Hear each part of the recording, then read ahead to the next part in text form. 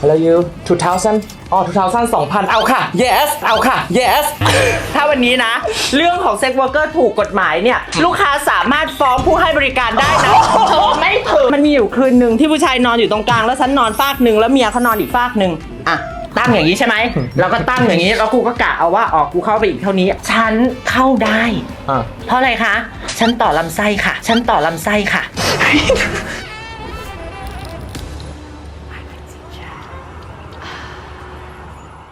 Hello and welcome to I Can Teach ยินดีต้อนรับ Mr. Gay Universe นะคะ แล้วก็ Miss Fabulous ค่ะ พี่แบงค์กับพี่น้องค่ะ ก่อนที่เราจะไปเรื่องของแบบความนางงามต่างๆ กับความแบบว่า brain and beauty นะคะ เราจะมีเกมให้เล่นก่อน เป็น story sex นะคะ dirty talk ที่พวกเธอเคยทำกิจกรรม เดี๋ยวนะสรุปเข้าเรื่องเซ็กเหรอไหนบอกว่าเชิญฉันมาเนี่ยมาพูดเรื่องโครงการไงเธอสองคนอะไรวะเสียบ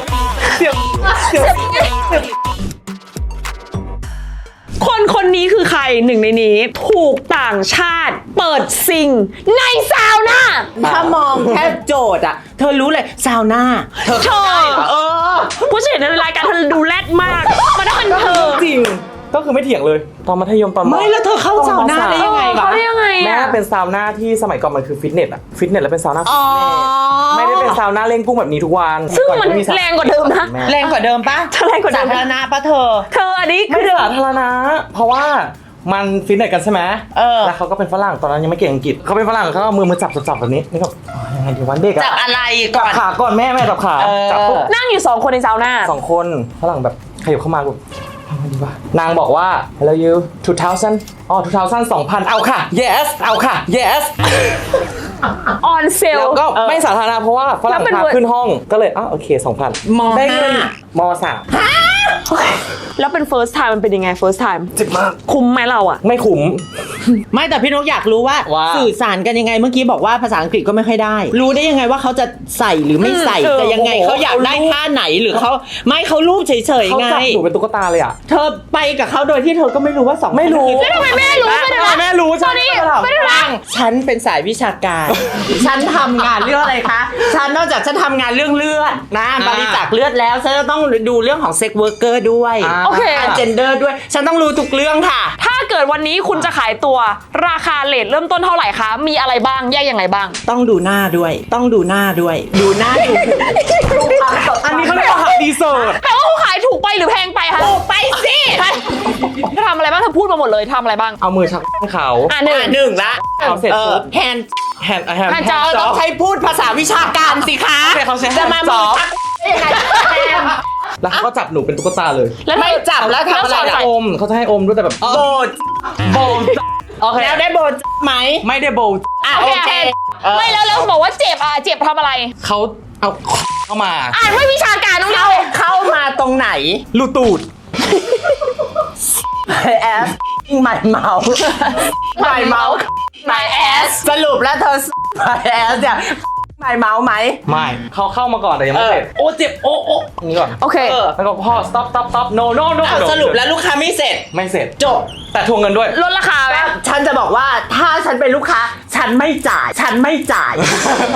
ถ้าวันนี้นะ เรื่องของเซ็กเวิร์กเกอร์ถูกกฎหมายเนี่ย ลูกค้าสามารถฟ้องผู้ให้บริการได้นะเธอไม่ถึง Mr. Gay Universe เอามงไปเลยอย่างเงี้ยกูโดนฟ้อง คุยกับผู้ต่างชาติ 12 วัน หลังจาก 12 วันวินไปหาเขา โอ้ my god แจ็คพอตเขามีครอบครัวแล้ว หนูโสดมองหน้าหนูทำไม แบงค์หรือเปล่า แม่หนูไม่ได้ไลฟ์ติ๊กต็อกร้องไห้เนาะ ว้ายถ้ารู้ไหมไม่มี energy คนทำอะไรมาเขาจะมี energy ไม่แต่เรื่องนี้ฉันยอมรับอยู่แล้วเธอ มันเกิดอะไรขึ้น มันเป็นวิชาการ ใครๆเขาก็รู้ว่าฉันเป็นนางฟ้าปากี ถูกต้อง คนก็คิดว่าผู้หญิงอย่างฉันเนี่ยเขาไม่ต้อนรับ แต่ผู้ชายคนนี้เขาต้อนรับฉันเธออเขาโอ้โหกับฉันทุกเรื่อง แล้วเราโอ้โหกับเขาไหม ฉันก็โอ้โหฉันเห็นเขาชอบโอ้โหอย่างนี้เลย 12 วันตีตั๋วไปวิชาการค่ะ รีเสิร์ชเมื่อกี้ข้อมูลเธอผิดนะ ได้เลยค่ะ ที่บอกว่าไปถึงแล้วจ้าเอ๋ว่าเขามีครอบครัวแล้วเนี่ยเขาบอกฉันก่อนเธอ เราก็ไม่ได้คิดว่าเราจะไปเป็นเมีย2เมีย3เมีย4อะไร แต่ต่อให้เราเป็นเมีย2เราก็เป็นได้นะ อิสลามผู้ชายเขามีเมียที่4คนก็เป็นเมีย2ไง โอเค แต่ประเด็นคือการเป็นเมียน้อยเนี่ยพวกเธออาจจะเคยเป็นกัน ไม่เคยค่ะไม่เคยทำ จบเลยทีนี้ ฉันอยากไปลองเป็นเมียที่2ดู เมียน้อยกับเมียที่2ไม่เหมือนกันนะคะ โอเคอะ แต่ต่างกันยังไงมันมีอยู่คืนนึงเธอลองคิดสัก อีกคืนหนึ่งเริ่มสตอรี่มาน่ากลัวมาก ตอนเนี้ยเรานั่งนอนกันอยู่3คนอย่างเงี้ยเราเป็นเพื่อนกัน แต่เธอลองจินตนาการว่ามันมีอยู่คืนนึงที่ผู้ชายนอนอยู่ตรงกลางแล้วฉันนอนฟากหนึ่งแล้วเมียเขานอนอีกฟากหนึ่งอะความรู้สึกเธอเป็นไงฉันเป็นเมียน้อยเหรอฉันไม่ได้เป็นเมียน้อยเมียน้อยคือต้องไปแอบกิน แต่ฉันไม่ได้แอบกินฉันอยู่ในห้องแบบเนี้ยอะเธอว่าประสบการณ์แบบเนี้ยมันหาจากที่ไหนได้12 วันกู อุ้ยอิจฉาเลยอยากเป็นเลย ฉันก็ไม่คิดว่าฉันจะไปหลงไหลอะไรผู้ชายมากผู้ชายก็คงคิดว่าฉันก็อาจจะไม่ได้ต้องมาหลงไหลอะไรฉันเพราะฉันก็แก่กว่าเขาหลายปี ฉันก็ไปตกหลุมรักเขาก็มาตกหลุมรักฉัน พบรัก โอ๊ย เธอเคยเห็นอลาดินปะแล้วฉันก็เป็น โอ้โหนี่เวิร์ก ใช่แบบนั้นแล้วฉันก็เป็นจัสมิน อ่า เจอกันคืนแรกปึ้งเลย โอ้โหนี่เวิร์ก โอนิวเวอร์เลย ฉันเข้าบ้านปึ้งตี 3ครอบครัวเขาอยู่ชั้นล่างหมดทำห้องใหม่ให้ฉันชั้นบน แต่ทุกคนไม่มีใครตื่นมามีแม่ตื่นมาคนเดียว แล้วฉันก็เขาก็สวัสดีคุณแม่กอดกันเสร็จเรียบร้อยเขาก็อัญเชิญฉันขึ้นไปชั้นบน ก็หลอกล่อกันไปหลอกล่อกันมาก็ปึ้งหลายคนบอกว่าทำไมใจง่ายมึงฟังกูนะ ถ้ากูไม่ใช้ strategy นี้นะพรุ่งเนี้ยเจอพ่อเจอแม่ เจอพี่ชายน้องชาย เจอครอบครัวเจอทุกคนอะไรจะเกิดขึ้นเขาอาจจะจับฉันแยกก็ได้ ฉันก็ต้องนำเสนอความเป็นหญิงไทย สายสะพายไทยแลนด์ไป ฉันจัดการเลยปึ้ง แล้วเกิดอะไรขึ้นติดเนิบใครที่ไม่ได้เป็นแฟนกันห้ามอยู่ในห้องเดียวกันเขาบอกฮาราม แล้วฉันเป็นใครฉันเป็นแขกฉันเป็นเพื่อน ตอนแรกอะเมียคิดว่าผัวคงไม่ติดอะไรมากผัวคงอยากมีอนาคตนู่นนี่นั่นอะไรต่างๆ หาเงินอาจจะไปหลอกอีแก่นี่มาปรากฏว่ากูตกงานกูไม่มีเงินค่ะ คืนวันที่ 4 ผู้ชายติดฉัน3 วัน 3 คืนแบบตัวติดแบบทำอะไรกินข้าวไม่แยกเลยพ่อแม่ห้ามลูกไม่ได้ละผู้หญิงของเขาทำไงคะก็โศกาอาดูล sad very sad คืนวันที่ 4 ผู้ชายบอกว่าคืนนี้อาจจะต้องลงไปนอนข้างล่าง ก็เลยร้องไห้ร้องห่มนะคะ ผู้ชายก็เอ็นดู อันนี้ไม่ใช่ strategy ใช่ไหมคะ นิดนึงมันปน กลัวมากฉันกลัวผู้หญิงไทยที่สุดในโลกเลย ไปนางก็เลยมายื่นข้อเสนอให้เลือก2ข้อ ระหว่างนางลงไปนอนข้างล่าง แล้วฉันนอนข้างบนคนเดียว กับเอาแม่งทั้งหมดอะขึ้นมานอนด้วยกันข้างบน อุ้ยพี่ต้องเลือกอันแรกแน่ๆเลยให้ต้องแยกกันอะเนาะ ก็ตามนั้นแหละผู้หญิงของเขาอุ้มลูกมามึงเข้าใจปะอุ้มลูกมาตอนแรกกูก็เข้าใจว่าอ๋อเอาลูกมาให้ผัวเลี้ยงแป๊บหนึ่งเมียมันอาจจะไปทำอะไรนู่นนี่นั่นหรือเปล่าลูกมาอ้าวไม่ไปว่ะกล่อมลูกหลับเอากล่อมลูกหลับสักแป๊บหนึ่งเอาอีเมียลงตัวลงนอนกูคือยังไงวะไปอาบน้ำเสร็จออกมา ลูกเนี่ยเสด็จลงไปอยู่ข้างล่าง ก็เลยนอนกันแบบที่เล่าให้ฟัง มันก็จะเบียดมันก็จะดูแบบยังไงก็ไม่รู้เนาะสุดท้ายผู้ชายก็ศรีถนนชัย อะไรอีก อะไรอีก แบบ คุณ โบ ลุง ราณหน่อยแล้ว tricky ทริกกี้เป็นฉลาดแกมโกงแม่ผู้ชายก็เลยเสียสละนอนข้างล่าง แล้วก็เอาลูกมานอนตรงกลาง แล้วฉันก็นอนตรงนี้สรุป3 คนบนเตียงแม่มันลูกมันแล้วก็ฉัน ลงไปนอนข้างล่างฉันน่ะเป็นคนตื่นง่ายแล้วก็นอนท่านี้อีลูกนอนอยู่ตรงนี้กูก็กลัวเด็ก เป็นแม่ เป็นแม่เขาอีกคนนะ กูก็กลายเป็นแม่นมอย่างเงี้ยกูก็นอนอย่างงี้นอนอย่างงี้ทั้งคืนเลย แล้วตอนกลางดึกเธอ ฉันได้ยินเสียงคนลุกผู้หญิงตื่น แล้วก็หยิบเอาหมอนน่ะลงไปนอนข้างล่างกูก็แบบปุ๊บ แต่ตรงนี้มีเด็กอยู่ แล้วแบบ มี ต ลู ร ก ง อยู่ นี้มีเด็กอยู่ แล้วเราเป็นแม่นมไปแล้ว เอ เมื่อ อ กี้ เป็นแม่นมแล้วสักพักฉันก็ได้ยินเสียงมันเถียงกันจังทำไมมันเหมือนมันทะเลาะกันวะหรือมันเป็นพูดอย่างนี้วะเพราะบางทีเวลามันคุยมันก็คุยแบบเสียงดังอะไรอย่างเงี้ย ตอนแรกหนูนึกอีกเรื่องหนึ่ง ผู้ชายก็ลุกจากที่ฉันหลับตาไก่น้อยใช่ไหมเธอรู้จักหลับตาไก่น้อยใช่ไหมเพราะว่าเธอเข้าใจไหมว่ามันมืดถ้าฉันลืมตาอย่างเงี้ยมันจะเห็นตาขาวฉันก็ต้องหลับตาไม่ไหวแล้วเข้าใจปะฉันก็หลับตาไก่น้อยอย่างเงี้ยอีผู้ชายลุกขึ้นฉันก็ตกใจฉันก็แบบเห็นกูหรือเปล่าว่ากูก็เงียบกูก็หลับตาลงอย่างงี้เขาทำวิจัยกันอยู่หรือเปล่าฉันก็พยายามลืมตาขึ้นมาปรากฏว่าผู้ชายไปหันหน้าเข้าผนังไปอยู่ตรงที่ชาร์จแบตโทรศัพท์ผู้ชายเดินหนีสักพักหนึ่งผู้หญิงก็หยิบหมอนขึ้นมาบนเตียงแล้วก็แบบทึ่งทัดแล้วก็นอนบนเตียงเหมือนเดิมแต่ฉันแค่จะเล่าให้พวกเธอฟังว่าเขารักฉัน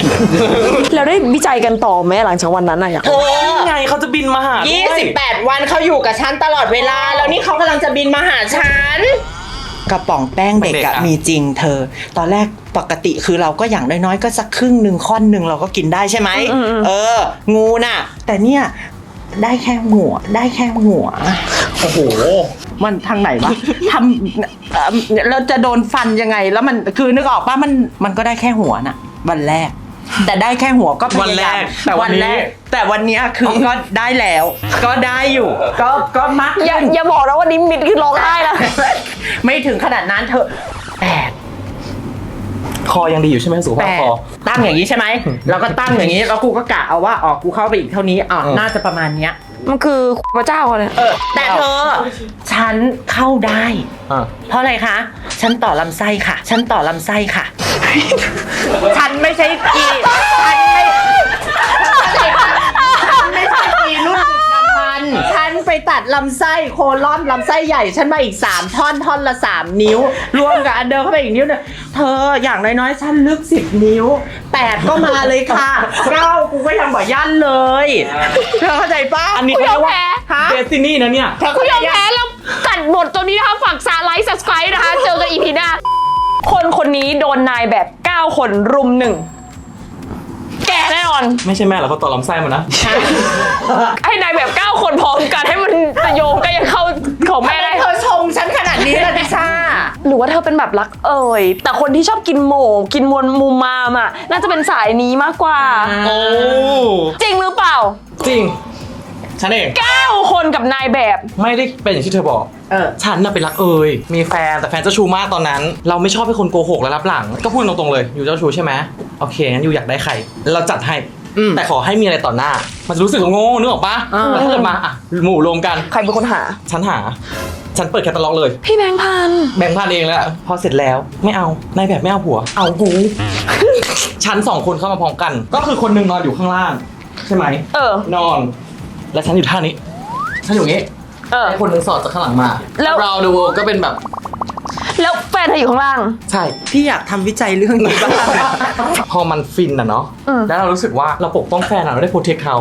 พอมีคนเราแทนมันดูแบบโอ้โหเรายิ่งรักเขาใหญ่เลยอะแบบเอาเลยเธอเราอยู่กับเธอแล้วจูบมันยิ่งฟินมันยิ่งแบบโอ้ยฉันรักเขาฉันแบบทนุถนอมเธอฉันเป็นฮีโร่อะแต่สุดท้ายอีแฟนแอบกินในห้องน้ำ เฟลไหมเอาจริง เฟล คือแต่การที่เราโดนผู้ชาย 9 คนลุมเราไม่เป็นไร แต่แฟนเราไปแอบกินคนเดียวในห้องน้ำเนี่ย ใช่เฟล แล้วพี่ต้องอมอ่ะ พี่อมนานเท่าไหร่อ่ะ คือหนูไม่เคยมีแบบตรีซัมอะไรอย่างเงี้ยหนูอยากรู้ว่ามัน มัน ต้อง ไม่ฟรีนะมันนายเลย นายจ้ะนายอ่ะ เหมือนเราเล่นละครมันจะมี eye contact ฉันทำให้คนไม่ได้จับเวลาหรอก พออมคนนี้เสร็จปุ๊บ คนนั้นมาหันไปโอเค นี่มาเสร็จปุ๊บนี่มามันจะมีความ เป็นการแสดง ถูกต้องมันจะเป็น performance ไงแม่ เพอร์ฟอร์แมน มันจะมีการ eye ถ้าแม่ก็รู้เรื่องอีกแล้ว ไม่เธอแต่เรื่องเนี้ยฉันก็ไม่เคยนะ ไม่ทรีซ่ามันทำใจไม่ได้ ก็เมื่อกี้แม่เล่ามานึกว่าเกือบไปแล้วอ่ะนอนเตียงเดียวกัน ไงก็นางจะลงไป ถ้าเกิดว่าตอนที่นางลงไปข้างล่างอ่ะ แล้วนางซ้ำกันอยู่อ่ะฉันก็อาจจะลงไปซ้ำด้วยก็ได้ เป็นนางอิจฉานึกออกปะมึงซ้ำแล้วมึงไม่เรียกกูวะอะไรอย่างเงี้ยนึกออกปะ พอเป็นอันเนี้ยอีทรีซัมอ่ะอีแฟนคนนี้แหละเคยถึงขนาดว่าเอาเพื่อนผู้หญิงเพื่อนที่สนิทอ่ะมาอยู่ด้วยกันบนเตียง แล้วมันก็ทำเก้าอี้ดนตรีกันอ่ะ อะไร เก็ต วะ ปะคือแบบสลับตำแหน่งกันเพราะผู้ชายอ่ะอยากได้ผู้ชายอีก1 คน ซึ่งผู้ชายคนนี้ชายแท้นะชอบเพื่อนฉันชอบผู้หญิงคนนี้ โอ้โห บนเตียงกัน เป็นนัก เล่นเกมก่อนเล่นเกมคิงเนาะถอดเสื้อค่อยๆถอดปล่อยไปมานอนกันถูกว่าผัวเนาะ ผัวต่อหน้าเพื่อนใช่เพราะว่าเพื่อนอยู่นี่ไงเพื่อนผู้หญิงอยู่นี่เพื่อนอมงูอยู่และผัวอยากจะกระเถิบไปนู่นเพราะติดเพื่อนอยู่เก้าอี้ดนตรีก็เลยเริ่มขึ้นขยับไปขยับมาผัวได้ผู้ชายละกูหันกลับมาเฮ้ยเพื่อนนอนแก้ผ้าอยู่ด้วยกันแล้วจิมมี่กับแต่ไม่ได้มึงไม่ใช่ ทำยังไง เราเป็นคนตลกเลยกลัวเพื่อนหัวเราะแล้วก็มึงออกข้างนอกไหมฉันกับเพื่อนออกไปข้างนอกปล่อยให้ผู้ชายกินกัน ไม่พอมันตลกแล้วบางทีมันกลับมาไม่ได้หรอนะ พี่นกอยากรู้นิดนึง ค่ะแม่ มุมของเราแยกยังไงความสัมพันธ์ในเรื่องของหัวใจกับเรื่องของเซ็ก เรารักเขาเราอยากดูแลเขาเรารู้ว่ารสนิยมเขาเป็นยังไงคือเขาแบบรักสนุกไงชอบตลอดเวลาเป็นคนรักสนุกชอบ ซึ่งเราก็รักสนุกด้วยปะ ไม่เท่า เค กับ ยคิดว่าจะเป็นคนรักสนุก แต่พอเราเจอความรักจริงๆเราแบบรักเขาว่ารักอะเราไม่รู้สึกสนุกกับสิ่งนั้นนะถึงบอกว่าเป็นฮีโร่กูโปรเทคมึงเองเนี่ยมันรักอะก็เลยรู้สึกว่าเราเข้าใจเขาแต่สุดท้ายอันเนี้ยไม่ได้เป็นสิ่งที่ดีนะคะเพราะว่ามันทำให้รู้สึกว่าไม่มีคุณค่าในตัวเองเลยเพราะว่ามันไปโกหกข้างหลังอีกมาถึงเขาก็ไป แอบนัดจากคอนเนคชั่นที่เราหามานั่นแหละ คือขนาดเรา สิ่งที่เกิดขึ้นได้อยู่แล้ว ขนาดเราแบบมาเสิร์ฟ ต่อหน้า แล้วก็ยังไปที่หลังแล้วมันก็ยังเจ็บหัวใจอยู่ ใช่ พอรู้มาว่าพี่แบงค์เนี่ยทำที่ไป MGU นะคะ Mr. Gay Universe นะแล้วก็มีการทำแคมเปญเรื่อง LGBTQ ที่บริจาคเลือดทำไมเลือกเรื่องนี้ก่อน จริงๆมันเป็นปัญหาที่เจอกับตัว คือแบงค์บริจาคเลือดมาตั้งแต่เด็กแต่เราไม่ได้ตอบว่ามีเพศสัมพันธ์กับผู้ชาย มันต้องให้ตอบเหรอ ใช่แล้วพอเราไปตอบเขาก็บอกว่าถ้าเกิดมีเพศสัมพันธ์ผู้ชายมาเป็นกลุ่มเสี่ยงนะคะไม่สามารถบริจาคเลือดได้ แล้วพอโตขึ้นมาในขณะที่เพื่อนหรือมันมีโครงการที่แบบขอเลือดสภากาชาติเลือดขาดเราก็ไปอีกซึ่งเราก็ไม่ได้มีอะไรกับผู้ชาย เพราะว่าโสดแต่ข้อมูลนั้นอ่ะเขาเก็บไว้ว่าเราเป็นเกย์แล้ว อ๋อแค่ครั้งเดียวตอนนั้นเขาเก็บไว้ ถามคุณหมอด้วยนะวันนั้นว่าแล้วอย่างเงี้ยฮะถ้าสมมติแบงค์อ่ะเป็นเกย์แต่ไม่มีเพศสัมพันธ์เลยอย่างเงี้ยลางมากๆเลยคุณหมอมีวิธีการยังไงก็บริจาคไม่ได้ค่ะไม่งั้นก็ต้องสอนลูกๆหลานๆว่าเก็บซิมกูอยากตบปากหมอมากเลยวันนั้นแบบค่ะนั่นเป็นเหตุผลที่เราอยากพูดอยากคอลลิ่งอยากคอเอาแหละตอนเนี้ย LGBT จริงๆคือตัวเกย์เนาะที่เขามองเป็นหลักคือ MSM Man have sex with man Man เขาก็เอากฎเนี้ยมาใช้ว่ากฎหมายควบคุมการบริจาคเลือดซึ่งประเทศไทยเอามาใช้จนถึงทุกวันเนี้ยก็ยังยึดอยู่ในขณะที่ต่างชาติอ่ะเขาออกไปแล้วนะ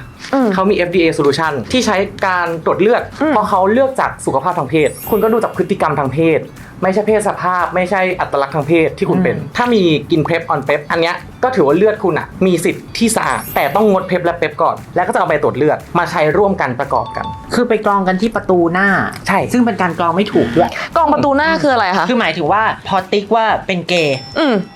ตัดเลย แบบตัดเลยต่อจากนี้คือบริจาคไม่ได้อีกเลย สมัยก่อนย้อนไปสักประมาณ30 ปี ค่ะ ที่พี่นกอยู่มหาลัยนะพี่นกบริจาคเลือดได้นะบริจาคเลือดหลายครั้งเลยนะจนได้เข็มเลยนะพอมายุคหลังเนี่ยพอเขาบอกว่าเป็นทรานไม่ได้พี่นกก็บริจาคไม่ได้เพราะยังไงเราไปเขาก็เห็นหน้าเราเขาก็รู้อยู่แล้วอะไรอย่างเงี้ยค่ะแต่แฟนเราที่เป็นผู้ชายอ่ะไปบริจาคได้งงปะ เพราะเขาไม่รู้ เพราะเขาไม่รู้ซึ่งแฟนเราก็มีอะไรกับเราเพราะฉะนั้นเรื่องพวกนี้ค่ะมันแยกมันกำหนดไม่ได้ว่ากลุ่มไหนคือกลุ่มเสี่ยงการคัดกรองตอนนี้มันไปคัดกรองที่เอกสารตอนติ๊กตอนแรกว่ายูเป็นชายรักชายไหมแล้วถ้าเป็นตัดออกเลยถ้าจะไปหาข้อมูลมานะคะแล้วก็ไปโทรคุยกับหมอเอนะเราขึ้นชื่อหมอเอคนนี้เจ้าเลยถามเขาว่าทำไมเขาเซโนเขาบอกว่าการบริจาคเลือดมันไม่ได้เกี่ยวแค่คนอยากบริจาคมันเกี่ยวคนรับด้วยคนรับอาจจะไม่สบายใจอาจจะไม่โอเคถ้าเกิดไปเจอกับกลุ่มเสี่ยงในความคิดของเขาอย่างที่สองที่เขาคิดว่าพอเป็นเรื่องของ let's say trans man ไม่อยากให้ trans man มาบริจาคเลือดเพราะว่ามีฮอร์โมนที่มันเยอะมากและฮอร์โมนนี้อาจจะมีส่งผลต่อสุขภาพต่อใครบางคนโดยเฉพาะผู้หญิงที่ท้องอยู่แต่มันก็จะมีการถกเถียงกลับไปว่าแล้วคนผู้ชายที่เล่นกล้ามฉีดสเตียรอยด์คุณจะคัดกรองเขายังไงเพราะอันนั้นก็มีฮอร์โมนเยอะเกินไปแต่การถกเถียงของเขาก็บอกว่าถ้าเกิดจะตรวจเลือดอะเขาจะให้คุณไปตรวจเลือดตอนแรกอย่างแรกเขาจะเอาเข็มมาเจาะนิ้วให้ดูว่าเลือดจางหรือไม่จางก่อนเป็นสเต็ปแรกแล้วคุณก็ฝากไปคุณก็เอาให้เลือดไปเลยนะหลังจากนั้นเขาค่อยไปเทสว่ามีเชื้อ HIV มีเชื้อโรคไหมเป็นโรคเป็นอะไรไหมเจาะมันไว้เจาะอะไรนะมันดูค่าเลือดค่าเลือดหนืดไหมค่าคงตัวของเลือดเป็นยังไงบ้างเหมือนอารมณ์ว่า นอนหลับดีไหมนอนมากี่ชั่วโมงอะไรประมาณอย่างนั้นเสร็จปุ๊บเขาจะพาเข้าห้องหมอแต่ซึ่งอันนั้นแหละคือด่านที่ถ้าเราติ๊กเนาะก็คือจะโดนตัดออกแต่ถ้าเกิดเราโกหกไม่ได้เอาไปถ้าเราโกหกได้และเสร็จนี้ถ้าเกิดสมมติว่าเราเกิดติดเชื้อมาเขาก็เอาเลือดเราเททิ้งเลยเท่าที่จะคิดมานะฉันไม่รู้จะพูดสิ่งนี้ได้ไหมมันเกี่ยวกับเงินปะคิดว่าอันนี้มันมีโอกาสยังไงไปต่อพี่ว่าสุดท้ายแล้วมันก็ลงมาที่คำว่ามัน discriminate นั่นแหละมันก็คือเรื่องปฏิบัตินั่นแหละเพราะฉะนั้นทุกวันนี้อย่างสมมติว่าชายกับชายบริจาคไม่ได้ทรานก็บริจาคไม่ได้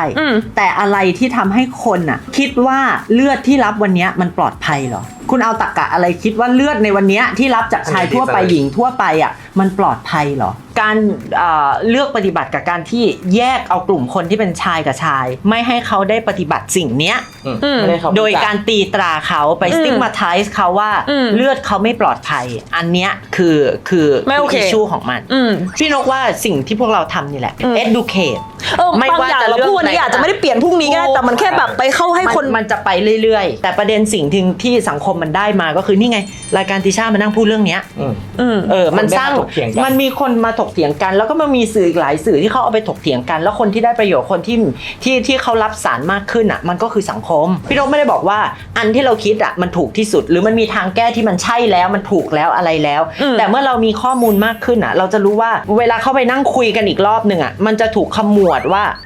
เราจะเลือกใช้วิธีแบบนี้นะมันดีกว่าแบบเดิมมันไม่ใช่ว่าแบบเดิมมันแย่มากนะมันก็ใช้มานานมันก็อะไรต่างๆแต่ถามว่ามันมีอะไรที่มันดีกว่าน่ะยูก็คุยกันแล้วก็เปลี่ยนแต่อย่างน้อยเนี่ยฉันว่าเราทั้ง3คนเนี่ยได้มา advocate ในการให้สังคมมีความรู้ความเข้าใจด้านนี้มากขึ้นแล้วการตัดสินใจทุกคนมันคือขึ้นอยู่กับยู at the end of the day ไม่มีใครมานั่งบังคับยูกับมีดจี้หัวอะไรคือไม่มีคือยูก็ต้องตัดสินใจเองแต่ว่าการที่มีข้อมูลเพิ่มขึ้นได้เห็นมุมต่างเนี่ยมันทำให้เราได้คิดได้ reflect มากขึ้นทุกวันนี้เราอาจจะทำอะไรที่มนุษย์ในอนาคตมองว่าพวกเราโคตรแบบป่าเถื่อนก็ได้นะแต่แกจะบอกว่าวันนี้เราทำที่ดีที่สุดของ intention เรากับความรู้ที่เรามีวันนี้แล้วยูเด็กรุ่นใหม่สามารถทำได้ดีกว่าเราเชิญทำเลย Fun factรู้หรือไม่ประเทศไทยมีการบริจาคโลหิตไม่ถึง 1% ของประชากรซึ่งน้อยกว่าประเทศพัฒนาที่มีถึง 5-10% ปัจจุบันสภากาชาดไทยยังคงมีข้อจำกัดในการบริจาคโลหิตจากกลุ่มชายรักชายในขณะที่ประเทศอื่นอย่างสหรัฐอเมริกาและอังกฤษได้เปลี่ยนเป็นการกำหนดเงื่อนไขแทนเช่นการงดมีเพศสัมพันธ์เป็นเวลา3เดือนก่อนบริจาคหรืออาร์เจนตินาและบราซิลที่อนุญาตให้บริจาคโดยไม่มีเงื่อนไขต่อไปค่ะเพราะฉะนั้นวันนี้นะคะคนทั้ง2ท่านด้วยค่ะขอบคุณนะคะสุดยอดมากก่อนจากกันไปขอให้ฝากเลยเป็นข้อความเมสเสจแล้วก็ผลงานได้ไหมคะอีก1 เดือนหน้าพฤศจิกาครับ One month ไปประกวด Mr. Gay Universe พอยของแบงค์แบงค์ไม่ได้คิดว่าวันที่มงลงหรือวันที่ไปอินเตอร์คือวันที่แบงค์ชนะแต่วันที่สภากาชาดรับเลือดเรานั่นแหละคือวันที่พวกเราจะชนะไปด้วยกัน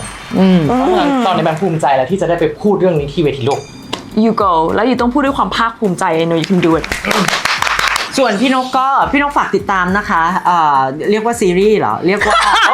รู้ว่าเป็นซีรีส์ได้แล้วไม่ใช่หนังละนางฟ้าปากีนางฟ้าป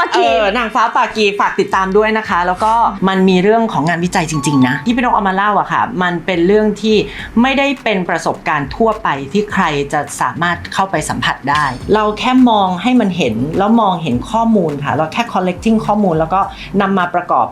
การคิดวิเคราะห์แยกแยะของตัวเองเนาะเมื่อเราได้ข้อมูลแล้วเราเติบโตขึ้นค่ะเรามี growth mindset โดยที่เราไม่ต้องไปตัดสินใครรับข้อมูลไปทั้งหมดค่ะแล้วเสร็จสุดท้ายแล้วยูไปบูรณาการเองแล้วก็ในท้ายที่สุดคุณจะรู้ว่าวิธีการดำเนินไปในชีวิตของคุณคุณจะควรดำเนินการชีวิตของคุณอย่างไรและอยู่ในสังคมอย่างไรให้มันไปด้วยกันได้เพราะยังไงเราเป็นสัตว์สังคมเราไม่ได้เกิดมาแล้วเราอยู่ถ้ำคนเดียว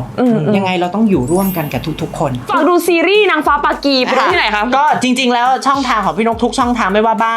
นดำบ้านเขียวบ้านฟ้านะคะทุกบ้านแดงนะคะเซิร์ชนกยลดาภาษาอังกฤษได้เลยเราขึ้นให้ทั้ง2คนนะคะฝากไปติดตามเขาด้วยนะคะคืออันนี้ก็ไประดับโลกแล้วไปไฟนะคะ for แบบว่าการบริจาคเลือดของ LGBTQ คนนี้ก็คือพูด advocate มานานมากแล้วแต่ตอนนี้มีซีรีส์เรื่องใหม่ซีรีส์เรื่องใหม่ก็ฝากไปดูด้วยนะคะและใครที่ชอบเอพิโซดนี้คือได้ทั้งความสนุกโคตรๆกับความรู้โคตรๆนะก็ฝากไลค์ฝากแชร์แล้วอยู่ใน respectful เหมือนกันนะคือเราถกเถียงคุยกันในแบบ nice ได้นะทุกคนคือมันมีความเห็นไม่จำเป็นต้องตรงกันแต่ว่าทำให้ความรู้นี้มันถูกเผยแพร่กันแล้วกันเพราะฉะนั้นเนี่ยฝากแชร์กันเยอะด้วยนะคะกดไลค์กดแชร์ subscribe ด้วยนะคะ See you next time bye สาวๆเคยเป็นไหมคะตอนเป็นประจำเดือนเนี่ยรู้สึกเปียกแฉะอับเหม็นขอแนะนำนี่เลยค่ะ Flow Days เป็นถ้วยอนามัยนะคะที่ใส่ตอนเป็นประจำเดือนค่ะทำมาจากซิลิโคนทางการแพทย์ 100% นะคะนิ่มแบบนี้เลยไม่ต้องกลัวนะคะไม่เจ็บเลยใส่ได้12ชั่วโมงนะคะคือใส่ได้ทั้งวันเลยถ้วยนึงนะคะใส่ได้ 3-10 ปีเลยค่ะประหยัดเงินแล้วก็ลดขยะไปได้เยอะมากใครที่สนใจอยากได้ Flow Days นะคะไปที่ Lazada Shopee TikTok ได้เลยค่ะที่ Flow Days หรือว่าติดตามเราทางโซเชียลมีเดียต่างๆนะคะฝากด้วยค่ะ Flow Days Live with confidence แล้ววันนั้นฉันกินงูสิงนางก็นางทำหน้าอย่างนี้ฉันก็แบบฮะฉันกินไม่ดีหรอเขากินแบบเขาเงียบเหรอเขาเงียบซึ่งความเงียบของเขาเนี่ยนะมันเงียบมาตั้งแต่ครั้ง1ครั้ง2ที่ไม่ได้กินงูสิงแล้วฉันก็สงสัยเธอเงียบแบบเงียบฉี่เธอเคยเอากับผู้ชายที่ผู้ชายไม่คางเลยไหมฉันถามเธอก่อนไม่เคยอย่างนั้นมันก็จริงถึงสวรรค์มันไปแล้วมันก็ยังเงียบอยู่ฉันก็แบบเงียบอะไรขนาดนี้ฉันเลยมาถึงบางอ้อเธอบ้านเขาอยู่กันเป็นครอบครัวใหญ่ห้องติดห้องแล้วบ้านเขาพูดตรงๆนะบ้านเขาไม่ได้มีตังค์บ้านเขาจดแอร์เครื่องเดียว3ห้องที่อยู่ติดกันนะห้องตรงแอร์2ห้องข้างๆคือเจาะรูแล้วก็ใส่พัดลมดูดอากาศมึงคิดดูสิแล้วเวลาเสียงโทษดีรู้จักปะแล้วเสร็จแล้วอะไรที่ชาประตูมีนะ แต่ไม่ได้รับอนุญาตให้ล็อกประตู มีปิดผ้าม่านไว้เท่านั้น ใครจะเข้าจะออกได้หมดก็ฉันไปอ่ะเธอบ้านนางอ่ะมี13-14คนอ่ะเข้าออกห้องกูเข้าออกแล้วไม่มีเก้าอี้โต๊ะต่างอะไรนะบนเตียงค่ะ เข้าแขกเข้ามานั่งบนเตียงกูแดกข้าวก็นั่งบนเตียงกูจะขี้จะเยี่ยวจะเล่นโทรศัพท์บนเตียงกูหมดเลย เพราะฉะนั้นแล้วเนี่ย ที่มาของการเก็บเสียง เวลาที่นางอะไรกัน อ่า ผู้ชายไม่ร้องเลย เสร็จกูก็ไม่รู้